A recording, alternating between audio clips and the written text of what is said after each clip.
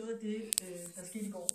Så var der jo de her to ting, ikke? Frankrigs store sejr og så Italiens nederlag. Hvis vi starter med italienerne, de tabte 1-0 til Costa Rica, som jo er en stor overraskelse, også for både spillere og træner, som vi næsten kunne forstå i de klip, vi så lige før. Men det er ikke så meget nederlag, ved jeg, du blev mærket.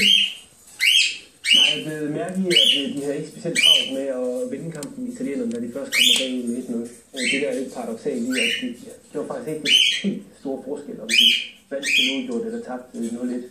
De må bare ikke tage 0-2. De taber. De tabte 0-2, så skulle de ud og vinde mod Uruguay. De andre resultater betyder, at de kunne nøjes med uafgjort. Men det må da trods alt andet lige bare altid være bedre at vinde, ligegyldigt hvad. Det har det også været, men der er italienerne, de kan deres matematik på det her punkt. Det er de altid kunne. Og de kunne godt se på et tidspunkt i anden halvleg, at vi holder den på 1-0, så kan vi selv gå ud og afgøre det ved at spille det måske 1-0 i den næste kamp mod Uruguay.